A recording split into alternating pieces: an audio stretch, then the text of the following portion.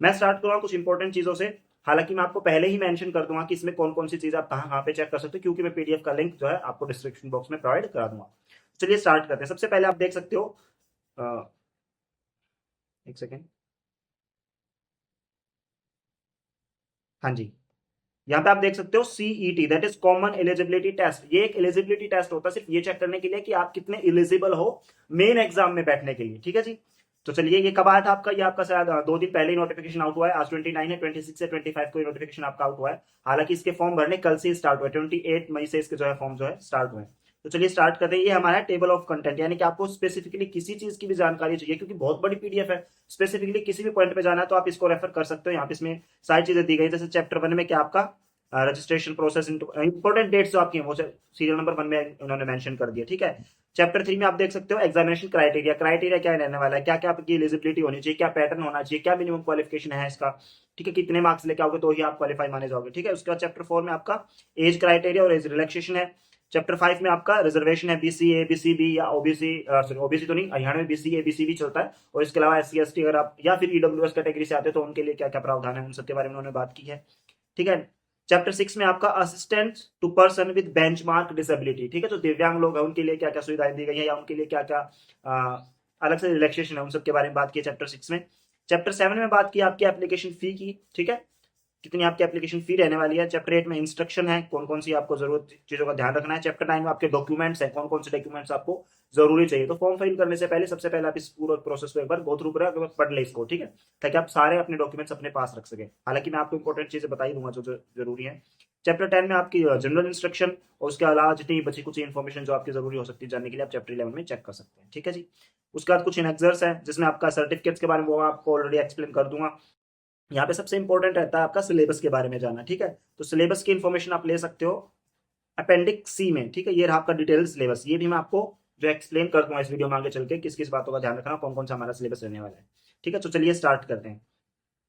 सबसे पहले बात करते हैं इंपॉर्टेंट डेट्स, कौन कौन सी इंपॉर्टेंट डेट्स है। जैसे मैंने बताया था डेट ऑफ पब्लिकेशन क्या रहा है इसका, 26 मई, ठीक है, 26 मई को डेट हमारा ये जो नोटिफिकेशन पब्लिश हुआ है।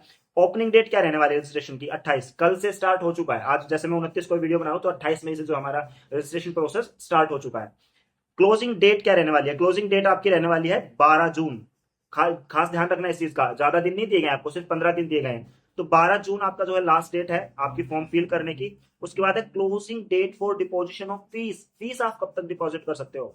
तो जिस दिन आपका जो फॉर्म फिल करने की डेट है, मतलब लास्ट डेट है, उसके 2 दिन बाद तक आप जो है अपनी फीस सबमिट कर सकते हो। दैट इज 14 जून तक आप लोग अपनी फीस सबमिट कर सकते हो। इंपॉर्टेंट डेट्स के बारे में बताया कि आपके जो बीसीए बीसीबी के सर्टिफिकेट है वो कौन सी डेट्स के होने चाहिए। इन्होंने पहले मेंशन कर दिया है कि वो आपके 1/4/2025, 1 अप्रैल से द इशूड ऑन और आफ्टर और बिफोर द क्लोजिंग डेट, ठीक है। 1 अप्रैल के बाद के ही होने चाहिए आपकी इशू, यानी कि आपको फ्रेशली बनवाया अप्रैल या मई के अंदर ही बना हुआ होना चाहिए वो, ठीक है। एलिजिबिलिटी सर्टिफिकेट ये आपका बता रहा है ईएसएम के बारे में, तो ये आपका कब होना चाहिए, कब रिन्यू होना चाहिए, या फिर उसके बाद 13 जून। इशूड रिन्यूड और आफ्टर 13 ये चल जाएगा, ठीक है। 13 के बाद का भी चल जाएगा आपका ये सब जो सर्टिफिकेट है, लेकिन इसकी बीसीए बीसीबी आपका 1 अप्रैल से बाद का ही होना चाहिए। अभी डाउनलोडिंग एडमिट कार्ड की डेट अभी दी नहीं गई है, एग्जाम की डेट भी अभी आई नहीं है, तो उसमें काफी टाइम लगता है, हरियाणा सीटी काफी टाइम ले लेता है। चलिए जी स्टार्ट करते हैं। यहाँ पे इंपॉर्टेंट जानने की चीज है मिनिमम एसेंशियल क्वालिफिकेशन, आपकी मिनिमम क्वालिफिकेशन कितनी होनी चाहिए अगर आप अप्लाई करना चाहते हो एग्जाम के लिए। तो क्योंकि ये आपका जो एच सीटी है ये किसके लिए होता है, आपका सी ग्रुप के लिए और डी ग्रुप के लिए होता है। तो डी ग्रुप की जितनी पोस्ट होती है आपकी, उसके लिए आपकी मिनिमम क्वालिफिकेशन होनी चाहिए 10th पास, और जो आपकी सी ग्रुप की होती है उसके लिए कितनी होनी चाहिए 12th, ठीक है। तो 12th आपकी सी के लिए रहेंगी और आपकी मैट्रिक रहेगी किसके लिए, ग्रुप डी के लिए, ठीक है। चलिए स्टार्ट करते हैं आगे। सिलेबस आपका अपेंडिक्स सी में मैं आपको बता दूंगा, पेज नंबर 29 पे है वैसे वो, मैं आपको एक्सप्लेन कर दूंगा इसमें क्या क्या सिलेबस, ज्यादा उतना वो खास है नहीं कि भाई बहुत लंबा चौड़ा हो, सिंपल इन्होंने 2 लाइन में एक्सप्लेन कर दिया है। क्राइटेरिया क्या है, इन्होंने बताया कि क्राइटेरिया क्या रहने वाला हमारा, सीनियर सेकेंडरी एजुकेशन, यानी कि 12th पास होना चाहिए आपका, 12th तक का लेवल होता है इसमें। पैटर्न क्या रहने वाला है, तो टोटल कितने एमसीक्यू होंगे आपके 100 एमसीक्यू होंगे, टोटल मार्क्स 100 का होगा, यानी कि एक क्वेश्चन आपका 1 नंबर का रहने वाला है, ठीक है जी। ड्यूरेशन ऑफ एग्जामिनेशन कितनी रहने वाली है, 1 आवर 45 मिनट, ठीक है। 1 घंटा 45 मिनट आपको आराम से मिलेंगे। अच्छा, मिनिमम क्वालिफाइंग मार्क्स कितने चाहिए आपको कि क्वालिफाई माने जाओगे आप सेकंड एग्जाम में बैठने के लिए? आप एलिजिबल कब होते हो? जब आपका पहले एग्जाम में कितना, अगर आप जनरल कैटेगरी से आते हो तो आपका 50% स्कोर करना जरूरी है, यानी कि 100 नंबर का पेपर है तो आपको 50 जो है स्कोर करना जरूरी है, 50 आपके मार्क्स आने ही चाहिए। और अगर आप रिजर्व कैटेगरी से आते हो, चाहे आप बीसी ए से आते हो, बीसी बी से आते हो, एस सी एस टी, तो उसमें कितना आपका 40% रहेगा, ठीक है, यानी कि 100 में से 40 नंबर आपके आने जरूरी है, तब आप सेकंड पेपर के लिए क्वालिफाई होगे। हालांकि सेकंड पेपर जब कंडक्ट होगा फिर उसके बाद देखी जाती हैं चीजें, लिस्ट लगती है और सब सारी चीजें वैकेंसी के ऊपर डिपेंड करती है। ठीक है, कैसा रहेगा? ओएमआर बेस्ड रहने वाला है, फिजिकल एग्जाम मतलब कंप्यूटर बेस्ड नहीं है, ओएमआर बेस्ड रहने वाला है। सेंटर ऑफ एग्जामिनेशन आपके बाद में दे दिए जाएंगे, एडमिट कार्ड पे चीज अवेल करा दी जाएगी, लेकिन उसके बाद उसे चेंज नहीं किया जाएगा, कोई इसमें ऐसा प्रावधान नहीं दिया गया है, ठीक है जी। एज लिमिट की बात करें, एज लिमिट आपकी नॉट लेस देन 18 ईयर, 18 साल से कम वर्ष की आपकी आयु होनी नहीं चाहिए, कब? क्लोजिंग डेट तक। और 42 साल से ज्यादा नहीं होनी चाहिए। हालांकि आपको एज रिलैक्सेशन भी मिलती है अलग अलग आपकी कैटेगरीज में, ठीक है, वो आपका है। The designation, date of joining, period of service, date of certificate of the concern post shall be clearly mention in the experience certificate. वो सब चीजें जो रिलैक्सेशन वगैरह वो आपको अलग से प्रोवाइड की जाएंगी। हालांकि वो मैक्सिमम एज पे होती है, मिनिमम पे नहीं होती है। मिनिमम आपकी 18 साल की वर्ष की आयु होनी चाहिए, मैक्सिमम आपकी 42 साल की होनी चाहिए, लेकिन 42 साल इतनी ज्यादा एज उन्होंने दे दी, उसमें क्या रिलैक्सेशन आप सीख करते हो? ठीक है जी, तो ये देख सकते हो आप, benefit of reservation will be given to only to the DSC, OSC, BCA और बीसीबी। डीएससी ओएससी मतलब एससी का ही फर्दर डिवीजन है, शेड्यूल कास्ट जो होता है आपका, उसी का आगे इसको फर्दर इन्होंने वो किया।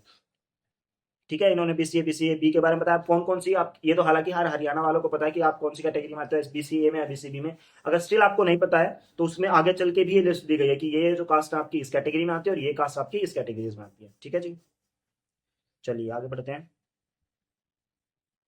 ईडब्ल्यूएस कैटेगरी के बारे में बताया इन्होंने, इकोनॉमिकली वीक सेक्शन होता है। The EWS certificate should have been issued or after, ठीक है, या तो 1 अप्रैल को हो या वैसा ही बीसीए बीसीबी की तरह, या फिर 1 अप्रैल के बाद का इशू किया गया, नया बना होना चाहिए आपका। ठीक है जी, चलिए जी, यही इन्होंने डीएससी और ओएससी के बारे में बताया है। चलिए, इसके बाद आपके आती हैं टाइप ऑफ डिसेबिलिटी। ठीक है, जो दिव्यांग लोगों को जो प्रावधान मिलता हो, किस किस टाइप ऑफ डिसेबिलिटी इन्होंने मेंशन किया है, किस किस को मिल सकती है। ब्लाइंडनेस या लो विजन वालों को, डीफ या हार्ड ऑफ हियरिंग, बहरे हैं या फिर सुनने में कम दिक्कत है, लोकोमोटर डिसेबिलिटी, चलने फिरने में, ठीक है, autism, intellectual disability, specific learning disability, mental illness, इन सबको इन्होंने इंक्लूड किया है। चलिए, इंपॉर्टेंट चीजों के बारे में बात करते हैं हम सिर्फ, क्योंकि वीडियो बहुत ज्यादा लंबी हो सकती है। उसके बाद application fee for CET. CET के लिए एप्लीकेशन फीस कितनी रहने वाली है? पहले तो इन्होंने बताया कि कहाँ कैसे कैसे आप दे सकते हो, ऑनलाइन बोर्ड के थ्रू कर सकते हो, नेट बैंकिंग, डेबिट कार्ड वगैरह वगैरह। ठीक है, इसके बारे में इन्होंने आगे बताया, एक टेबल बनी हुई है, उसमें मैं आपको एक्सप्लेन करूंगा कितना होना चाहिए। वैसे मैं आपको बता देता हूँ, जनरल के लिए 1000 रखा गया है, बाकी कैटेगरीज के लिए किसी के लिए उसका 50%, किसी के लिए 25%। ठीक है, जिसका 50% रखा यानी कि उसे 500 रुपए देने पड़ेंगे, और उसका 25% रखा यानी कि उन्हें 250 रुपए देना पड़ेंगे। ठीक है, चलिए जी, ये है देखो डॉक्यूमेंट्स, कौन कौन से डॉक्यूमेंट आपको चाहिए। तो मैं जनरल के लिए बता देता हूँ आपको कौन कौन से चाहिए। Scan copy of minimum educational qualification, आप मैट्रिकुलेशन हो, आप 12th पास हो, ठीक है, मिनिमम आपका क्या है, या फिर आप मान सकते हो कि आपका आपने बैचलर्स डिग्री है या मास्टर्स डिग्री है, वो हम देखेंगे इसमें कि एक्स्ट्रा वालों को कुछ अलग से मार्क्स मिलते हैं नहीं मिलते। हालांकि पिछली बार इस चीज का भी था कि अगर आपके पेरेंट्स नहीं है या आपके घर में कोई गवर्नमेंट जॉब नहीं है तो आपको अलग से मार्क्स मिलते थे 5-5। ठीक है, आपकी हायर एजुकेशन है, जैसे 12th रिक्वायर्ड है, अगर आपने बैचलर्स डिग्री है, आपके पास मास्टर्स डिग्री है, पोस्ट ग्रेजुएशन किया, ग्रेजुएशन किया, तो उसके अलग से इनको मार्क्स दिए जाते थे। शायद मुझे ऐसा लग रहा है इस बार ऐसा नहीं है, चलो फिर भी देख लेते हैं। एक तो आपका क्वालिफिकेशन सर्टिफिकेट होना चाहिए, मिनिमम कितना है। स्कैन फोटोग्राफ होना चाहिए, आपका खुद का एक फोटो होना चाहिए, रिसेंट होगा तो ज्यादा बेटर है। स्कैन सिग्नेचर, आपके खुद के सिग्नेचर होने चाहिए। Scan copy of Aadhaar card, Aadhaar card होना जरूरी है। Scan copy of Parivar Pehchan Patra if applicable, भाई राशन कार्ड का अपडेटेड वर्जन है Parivar Pehchan Patra. And undertaking as per annexure 7, annexure 7 में हम देखते हैं बाकी क्या क्या चीज दी गई। तो ये आपके जनरल डॉक्यूमेंट है जो सबके पास मिल ही जाएंगे। अब बात आती है कैटेगरीज की, डीएससी ओएससी बीसीए बीसीबी, इनके लिए क्या, इनको क्या होगा, अपना सर्टिफिकेट इशू जो आपका 1 अप्रैल के बाद का वो भी अपना रिन्यू करा के रखना होगा। बीसीए कैटेगरी का और बीसीबी कैटेगरी का, चाहे आपका एससी कैटेगरी का हो, और यहीं आपका चाहे ईडब्ल्यूएस कैटेगरी का आता है तो वो भी आपका साथ में जो सर्टिफिकेट होना चाहिए 1 अप्रैल के बाद का जो रिन्यू किया गया। ठीक है, बाकी सारी चीजें सेम आप देख सकते हो, सिर्फ यहाँ पे इन्होंने क्या ऐड कर दिया, स्कैंड कॉपी ऑफ बीसीए, और यहाँ पे मिलेगा आपको स्कैंड कॉपी ऑफ बीसीबी जो आपका किसके बाद हो, इन्होंने इसमें डेट मेंशन किया, आप देख लेना। चलिए जी, उसके बाद ये एक्स सर्विसमैन, स्पोर्ट्समैन, इन सबको जो है अलग से डॉक्यूमेंट इन्होंने मेंशन किए हुए, ये आप देख लेना, पेज नंबर 1 पे आपको मिल जाएगा ये। उसके बाद हम देखते हैं क्या है इसमें इंपॉर्टेंट। हाँ, ये इन्होंने बताया हुआ टाइप ऑफ मैल प्रैक्टिस, सिर्फ यही बताया कि आपको कितना एक्शन अगेंस्ट कैंडिडेट और इम्प्रिजनेटर फाउंड गिल्टी ऑफ मिसकंडक्ट, आपके अगेंस्ट कोई भी ऐसा केस रहा हो जो आपने गिल्टी हो, कोई मिसकंडक्ट कर रहा हो आपका, ठीक है, उसमें कितनी कितनी आपको छूट है, ठीक है, डिबेयरमेंट 2 साल का, 3 साल का, अलग अलग जो है ये दिया हुआ है, ये तो बहुत कम ही लोग मिलेंगे, देख लेना ये भी आप लोग। चलिए जी, उसके बाद इन्होंने जो है कुछ फॉर्मेट शेयर किया यहाँ पे, किसका डॉक्यूमेंटेशन का कुछ फॉर्मेट है, ये आप लोग देख लेना। और यहाँ पे है, ये रहा आपका एग्जामिनेशन फीस को लेकर सीईटी के लिए। सीईटी के लिए आपकी फीस कितनी रहने वाली है, तो देखो जैसे उन्होंने बताया, male applicants of general category, general category के मेल के लिए कितनी है 50% ऑफ स्टैंडर्ड रेट, उनके लिए जिनके पास आधार नंबर या फिर परिवार पहचान पत्र है, तो ऑब्वियसली सबके पास मिलेगा ये। तो मेल के लिए जनरल कैटेगरी में कितनी रहने वाली है 50% ऑफ स्टैंडर्ड रेट। अब स्टैंडर्ड रेट कितना है, देखो स्टैंडर्ड रेट है आपका 1000 रुपए, तो 1000 का 50% यानी कि आपको 500 रुपए देने हैं, ठीक है जी। और जिनके पास नहीं है परिवार पहचान पत्र या फिर आधार नंबर, उनको क्या है आपका स्टैंडर्ड रेट ही देना पड़ेगा, जैसे जो अदर उससे आते हैं, अदर स्टेट से आते हैं जो लोग, ठीक है, उनका स्टैंडर्ड रेट 1000 रुपए देना पड़ेगा। नहीं नहीं सॉरी, ये आपका रेजिडेंस ऑफ हरियाणा वालों के लिए, नॉन रेजिडेंट्स के लिए ये वाले रूल है इस तरफ, जिनके पास आधार नंबर है उन्हें 50% और जिनके पास आधार नंबर नहीं उन्हें स्टैंडर्ड रेट यानी कि 1000 रुपए। उसके बाद आते हैं जो एक्स सर्विसमैन के हैं 50% स्टैंडर्ड, 50% स्टैंडर्ड। फिर फीमेल, फीमेल कैटेगरी का जो है मेल से और भी कम कर दिया, मेल का 50% था, वहीं फीमेल का कितना रखा 25%, 25% यानी कि आपको 250 रुपए देने से 250 रुपए आपका एप्लीकेशन फीस रहने वाला है यहाँ पे, ठीक है जी। उसके बाद आपके जो एप्लीकेंट्स 6 नंबर पे देख सकते हो, applicant who belong to the schedule caste, backward classes और इकोनॉमी की, मतलब जितनी भी कैटेगरी होती है हरियाणा में जो रिजर्वेशन होती है, उनका कितना रहने वाला है 25% ऑफ स्टैंडर्ड रेट, यानी कि आपको 250 रुपए फीस सबमिट करनी है इस फॉर्म के लिए, ठीक है जी। ये थे आपकी फीस के लिए। चलिए अब आगे देखते हैं, ये मार्क्स के लिए इन्होंने बताया, मार्क्स का ऑलरेडी आपको डिस्कस कर दिया था, कितना रहेगा आपका।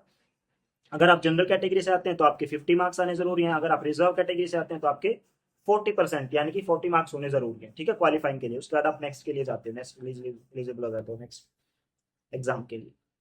चलिए जी, यहाँ पे क्या है, प्रोसेस है रिक्रूटमेंट का, क्या क्या रहने वाला है, ठीक है, वेटिंग लिस्ट है, मेंटेनेंस ऑफ रिकॉर्ड, सेविंग्स वगैरह ये सब कुछ। और इसमें इंपॉर्टेंट देख लेते हैं क्या कुछ है, सिलेबस ही है अब तो शायद, ये आपको बता दिया गया है कि आपकी फीस कितनी रहने वाली है।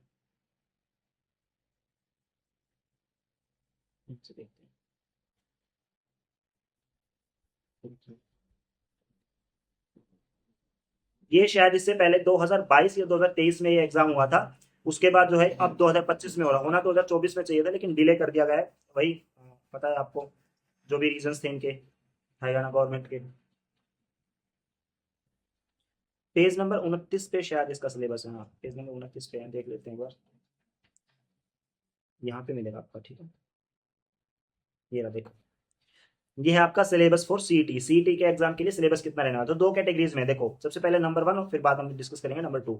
1 में क्या दिया हुआ था, syllabus for CET shall be divided into 2 part, 2 part में डिवाइड किया गया है। कैसे, देखो 75% वेटेज दी गई है किसको, जनरल अवेयरनेस को, मतलब करंट अफेयर्स के आपके जो क्वेश्चन होंगे, रीजनिंग का, क्वालिटेटिव एबिलिटी, रीजनिंग और क्वालिटेटिव एबिलिटी आप एक साथ ही रख सकते हो वैसे तो, English, Hindi, and for group C post computer knowledge in addition, अगर आप सी के लिए अप्लाई करें तो आपको कंप्यूटर नॉलेज भी होनी चाहिए। बी में आप देख सकते हो 25% वेटेज किसको दी गई है, हिस्ट्री को, करंट अफेयर को, literature, geography, environment, culture of Haryana, ठीक है जी। ये आपका रहने वाला है किसके लिए, बी के लिए, सॉरी सॉरी सी, जो आपके ग्रुप सी और डी के लिए उन सबके लिए बताया उन्होंने, ए और बी में इसको मेंशन कर दिया, ए में आपका 75% वेटेज वाले और बी आपका जिनको 25% की वेटेज मिलेगी, ठीक है। अगर आप सी के लिए अप्लाई करें तो आपको एक्स्ट्रा क्या करना है, यहाँ पे कंप्यूटर नॉलेज होनी जरूरी है। इन्होंने बता दिया कि क्वेश्चन पेपर का जो लेवल है वो 12th बेस रहने वाला है ग्रुप सी के लिए, और जो आपका मैट्रिक लेवल यानी कि 10th लेवल रहने वाला है किसके लिए, ग्रुप डी के लिए, ठीक है जी। क्वेश्चन पेपर आपको दोनों तरीके से प्रोवाइड किया जाएगा, यानी कि एक क्वेश्चन पेपर के अंदर हिंदी और इंग्लिश दोनों रहेंगे। रजिस्ट्रेशन वगैरह के बारे में बता दिया इन्होंने, बस बाकी सारी चीजें हम लोग डिस्कस कर चुके हैं, जो इंपॉर्टेंट थी हमने क्या क्या डिस्कस किया, इंपॉर्टेंट डेट्स हम डिस्कस कर चुके हैं, एलिजिबिलिटी डिस्कस कर चुके हैं, एज रिलैक्सेशन और एज क्राइटेरिया अलग अलग कैटेगरीज का हम डिस्कस कर चुके हैं, फीस के बारे में आपको बता दिया है, सिलेबस के बारे में आपको बता दिया है, ठीक है। रही बात वैकेंसीज की कि किस किस डिपार्टमेंट में कितनी है, वो बाद में आपको अपडेट मिलता है, सबसे पहले आपका फर्स्ट एग्जाम कंडक्ट होता है, ठीक है। तो ये हरियाणा सीईटी का फर्स्ट पेपर है, क्वालिफाइंग के लिए है, सीईटी कॉमन एलिजिबिलिटी टेस्ट, यानी कि आप सेकंड जो एग्जाम होने वाला है उसके लिए कितने एलिजिबल है, ठीक है। ये क्लियर करने के बाद, ये क्वालिफाई करने के लिए बात, मतलब आप जनरल कैटेगरी से आपको 50 नंबर आने जरूरी है, रिजर्व कैटेगरी से तो आपको 40 नंबर आने जरूरी है, तो आप क्वालिफाई हो जाते हो। उसके बाद आप सेकंड एग्जाम में बैठ सकते हो, वो डिपेंड करता है आप किस एरिया से आते हो, आपका जो बैकग्राउंड क्या, आपका डोमेन क्या है, उसका ही आपका एग्जाम पेपर होता है, ठीक है। उसमें परसेंटेज होते हैं, जैसे अगर आप फार्मेसिस्ट हो तो शायद आपका 70% और 30% या 75 या 25 ये आपका रेशो रहता है, ठीक है। ये फॉर एग्जाम्पल अगर हम 70-30 का रेशो लेते हैं तो 70% आपका फार्मेसी से रहने वाला है, 30% आपका जनरल जो भी रहता है जीके वगैरह वो सब उसमें इन्वॉल्व किया जाता है। तो ये थी आपकी अपडेट हरियाणा सीईटी एग्जाम को लेके। अगर आपको कुछ भी इसमें ऐसा लगा हो जो अनटच रह गया हो या हम आपको एक्सप्लेन ना कर पाए हो, आप जानना चाहते हो, तो हमें कमेंट बॉक्स में जरूर बताएं। हम कमेंट में ही आपको जो है इसके बारे में जो एक्सप्लेनेशन देने की कोशिश करेंगे। तब भी पॉसिबल नहीं होता तो हम आपके लिए एक अलग से वीडियो बना देंगे आपकी डाउट के लिए। तो आप हमें कमेंट बॉक्स में जरूर पूछें जो भी आपकी क्यूरी है। इसके अलावा कोई एडिशनल इन्फॉर्मेशन जो आप अपने पास से प्रोवाइड कराना चाहते हैं, आपको लगता हो हमसे छूट गई है अदर कैंडिडेट के लिए जो वीडियो को देख रहे हैं, तो आप प्लीज उसे कमेंट बॉक्स में प्रोवाइड करें, तो हम उसे पिन कर देंगे कमेंट को। दूसरा इसके अलावा आप, मैं तो यही कहूंगा कि आप इस वीडियो को ज्यादा से ज्यादा लोगों के साथ शेयर करें ताकि सब लोगों को पता चल पाए इस एग्जाम के बारे में, क्योंकि टाइम बहुत कम है। सिर्फ आपको 15 दिन का टाइम दिया है एप्लीकेशन फॉर्म फिल करेगा। ज्यादातर लोगों को पता चलेगा जब तक तो एग्जाम की डेट निकल जाएगी, सॉरी फॉर्म फिल करने की डेट निकल जाएगी, ठीक है। तो वीडियो को ज्यादा से ज्यादा शेयर करो, अपने हर दोस्तों को, अपने ग्रुप में आपका जो भी सर्कल है उस सब में शेयर करो, और वीडियो को लाइक करो और हमारे चैनल को सब्सक्राइब करो। वीडियो में अंत तक बने रहने के लिए आपका बहुत बहुत धन्यवाद। Thank you so much.